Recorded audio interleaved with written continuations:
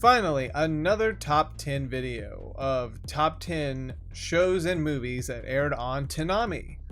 Yes, we're definitely going to be diving into the shows that recently aired on the block, and on top of that, ones that made the cut, for me at least. Before we begin, I would like to mention that this is an Arturelia Entertainment Studio production. If you want to see more entertainment content, go to Arturelia, my channel, and go down to Arturelia Entertainment Studio, where we have game reviews, anime reviews, film reviews, and much, much more. And definitely more content and new ideas coming around. If you want to see original content that I make, it'll be above that, Arturelia Studio.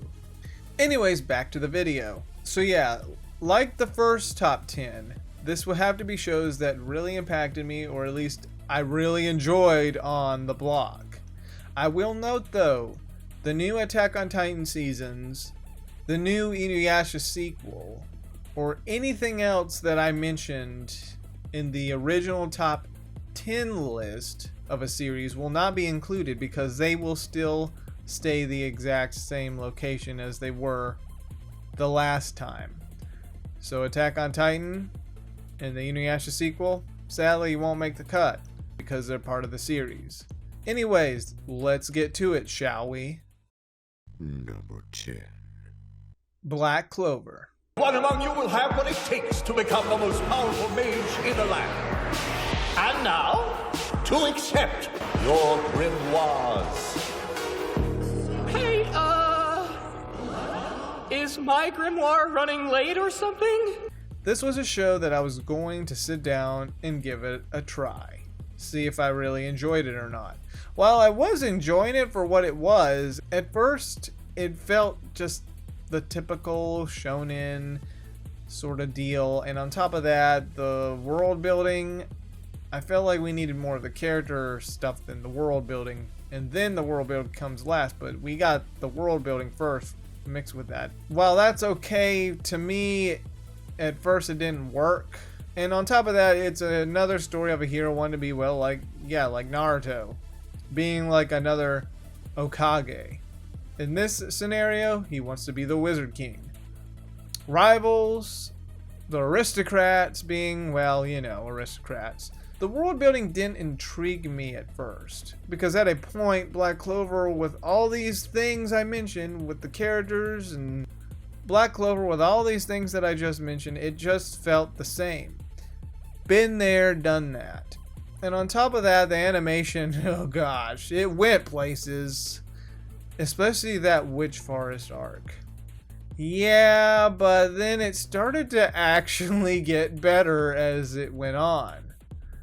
The characters all have their moments to shine, and it builds their characters really well, their arc. And yes, an odd situation with typicalness to at points, bad animation, got better as well. Their interactions with each other, it's just great. The characters, I like seeing their interactions with each other. It's funny, interesting, and teaches you some good lessons on friendship, never giving up. So yes, this show is a whole lot better now, especially with its characters. That's what makes it shine. And it's funny how this anime, while it wasn't as good as I thought it would be at first, it took time for it to reach that high altitude of being great for what it is. While it does have the same scenario like any other Shonen Jump, Black Clover took me by surprise of how good it got. And I really do enjoy the characters, though I really hate Noelle. She's a jerk. Number 9. Hunter x Hunter. Please enter. Being a hunter is a dangerous job. You could die at any time for any number of ridiculous reasons. I've known Hunter x Hunter for a while, but never watched it until the 2011 version came around, which was really a great adaptation of the books. And on top of that, it followed the formula of the books. But it was well done, unlike the other animes that, well, ended up rushing certain things like Fullmetal Alchemist, a bit of Hellsing, and a bit of Inuyasha the Final Act also did it too. This actually balanced the story really well, didn't rush as much. It followed the books from scratch, from both the first few episodes of the book all the way up until, well, the ones that weren't adapted into anime. At least from adaptation in the 1998 anime. And I gotta say, they pulled it off. This is what anime adaptations of books should be. I had fun watching this show. There are points in almost every shonen where a lot of craziness and a lot of weird stuff that happens, and on top of that, the repetitiveness of certain things, after a while, it's like, okay. But like I said, it's well done. I enjoyed it with my sister, really liked it. Some arcs are better than others, but still leaves you with more story to tell. It makes it on the list because it is a great one. Not my personal favorite, but it's still up there. And the voice acting is really good. Number 8. Gurren Lagann. Going out to the surface. Look, you think it's some kind of wonderland up here. Let's go! Another classic title that you would recognize. This was actually the first time I watched Gurren Lagann. Now, I had the option to watch this on Netflix or watch it on Toonami as just a routine, since I was watching, I guess, yeah, certain other animes. Actually, scratch it, maybe I wasn't. But I decided to, yeah, go with Toonami. It was a blast, I can say. Now, this show may be a bit out there with its craziness and near the end strangeness, because some people don't really like that sort of stuff. But what made this show shine every Saturday night was obviously its characters. Its colorful look to it. I enjoyed every night with my sister and watching things happen, even at the very end of it all. Well, it left me feeling like, oh man, and yes, there are character deaths. Yeah. This was a good pick for Toonami and a really nice, colorful animation that I liked. You will get attached to these characters and their world, fighting off against alien beings. Action scenes, spot on. And while it goes in a different direction, probably midway sort of, still really fun and engaging. Number 7. Tokyo Ghoul. Flesh, flesh, flesh, flesh, flesh, flesh, flesh. Tokyo Ghoul was a very fun show to watch every Saturday night on Toonami because it had a very impactful feel to it, with these ghouls that are more human than, well, yeah, humans. While its first season was really great, the second season, I can understand why people have issues with it. But it has interesting characters and some cool scenes. Its animation and fighting scenes really spot on. I give it the spot here because the first season was really well done. And you know, it really grabbed me at points, just seeing these, well, Kaneki suffer and live as a ghoul now. Second season had its issues, but still fun. I liked seeing how the characters like Kaneki had to go through a new change in his life, while Toka has her problems and having feelings for certain things. It is just as gory as Hellsing. Some people may not like it as much, but I thought it was really good. Well, the first season at least. I liked the characters, I liked the story till the second season, and I believe it earned the spot on this list for what it was. I mean, yeah, season 2. There were some good elements in season 2, I will say, but I understand people didn't care for where at least where the plot went. Now, why is it that we haven't gotten Tokyo Ghoul Re? Come on now, Toonami. You might as well finish it. I know that may not be as perfect. Still, you might as well end up airing it. And yes, if they do end up airing it, that'll be great. But obviously, it will make the cut for this list, just because it's part of the series.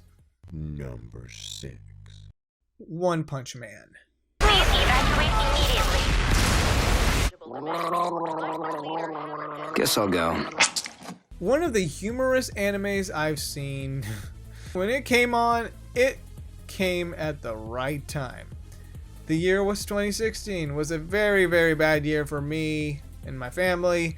But once One Punch Man came around on televisions from Toonami, I had a lot of fun watching this show. It was funny, poking fun at other animes and how a character like Saitama can be so overpowered like a Mary Sue that he's bored, that he's overpowered. On top of that, some awesome action scenes and great lines, humorous lines. My mom and I really had fun watching One Punch Man those Saturday nights on Toonami. Season 2 came around and it was just as good and funny as the first. I think the one scene that made me laugh, or made me and my mom laugh, and I was still laughing even after the fact, was this scene with Genos and the older guy. Not working. Hold on. I think I see the meteor being pushed back. Really? Nope, it was just my imagination. You old fool! Number 5. Iron-Blooded Orphans, Unicorn, and Origins. I don't know where you got that thing, but do you really believe that you can take down the craze of Galahorn with an old mobile suit like that? That's right. Gundam is a name that everybody would recognize, and the first time I ever watched a certain Gundam show was Iron-Blooded Orphans. While people complain about the pacing, I had to disagree. We get more details on the characters, what they want to do, and when we did get the action scenes, it was rewarding. It was kind of like Fear the Walking Dead. Its slow pace, knowing the horrors that was about to happen, hit really hard. Well, at least with me, I felt very nervous. It was the same deal with Iron-Blooded Orphans. The slow pace, at least for this show, worked. We got to know the characters and get attached to them and their goals. While some of the political stuff and certain things they were talking about didn't make much sense to me, I was a little bit confused, I still enjoyed it. I really liked tuning in every Saturday night to watch some Gundam Iron-Blooded Orphans. And yes, I felt for the characters that we ended up losing. Well, some of them. The character relationships I really enjoyed, or at least the certain ones I really enjoyed, was Outland and Laughter. I just liked their interactions. It was enjoyable. While Unicorn, on the other hand, was another good Gundam show I liked as well. It followed the timeline of the original, and at this point I didn't know much about the timeline in Gundam Unicorn. I just know it was after so-and-so war. Overall, this too was a fun ride from beginning to end, with other interesting characters and political problems that was thrown in the character's way. The episode before the last was a bit weird and out there, but it was just that episode. In the end, liked it just as much as Iron-Blooded Orphans. Origins comes around following the prequel to the original show and before the main story gets started. Got an interesting perspective of the main villain and his goals, with other characters which would take the stage in the main Gundam timeline. While I have not seen any other Gundams except for narrative, these were definitely good picks. And I do like the Gundam series now. Thank you, Toonami. Number 4. Trigun Badlands Rumble. Vash the Stampede rescued a notorious outlaw. The hell's your game anyway? Ain't it better if we all live? While I didn't technically watch this that night, I mean I wanted to, but at that time I had to hit the bed. This was before I started staying up later now than before. Later, I ended up watching this on Netflix, and I also recorded it that night on Toonami. I gotta say, I really think this was a great film, and a fun film at that. Trigun is very fun, the movie. I enjoyed its story along with the main characters. Plus, it's a classic series. The title gives it away.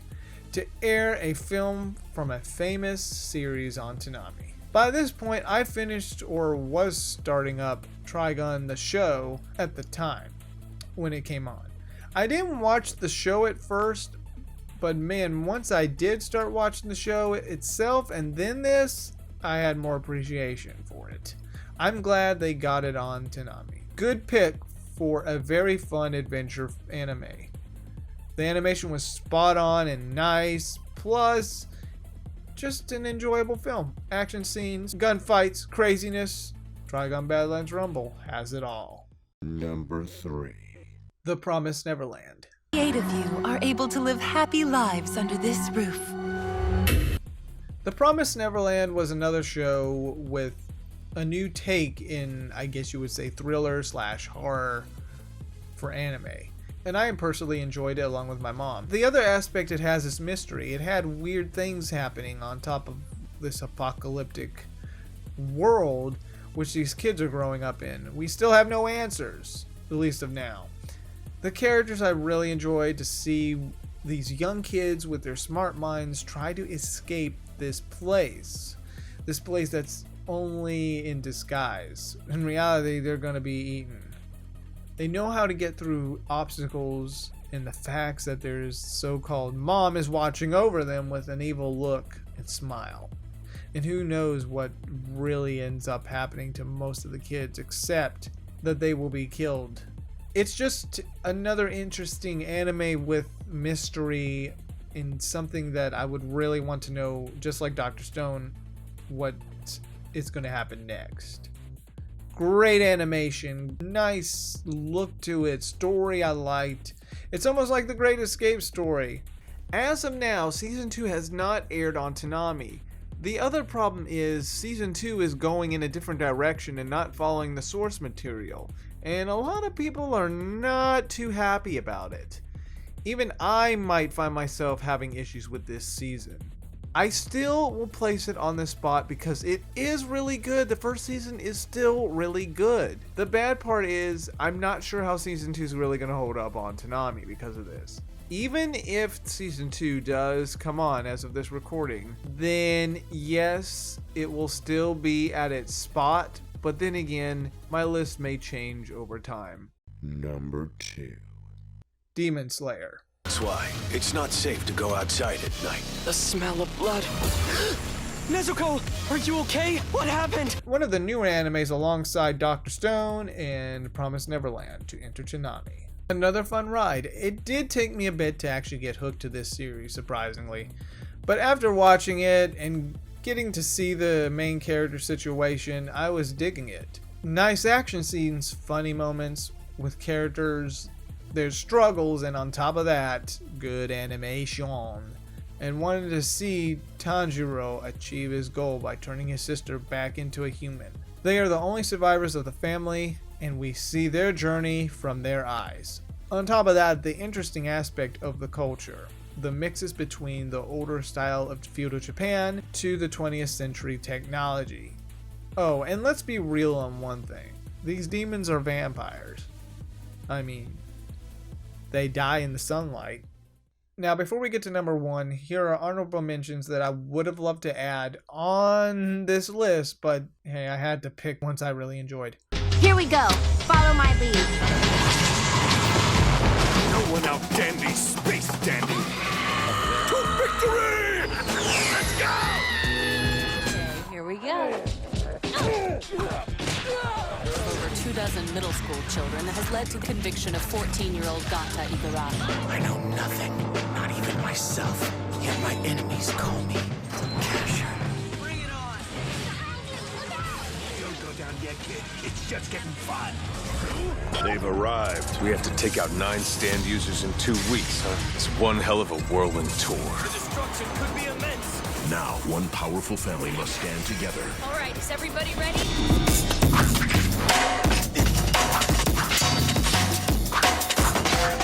You'd never be able to hang with the best of the best. Show who you are.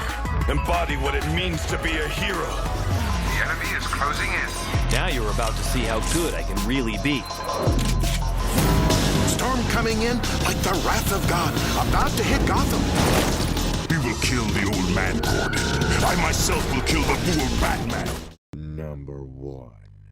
Dr. Stone. Hold up. What's that weird light? Why'd it get so dark? I can't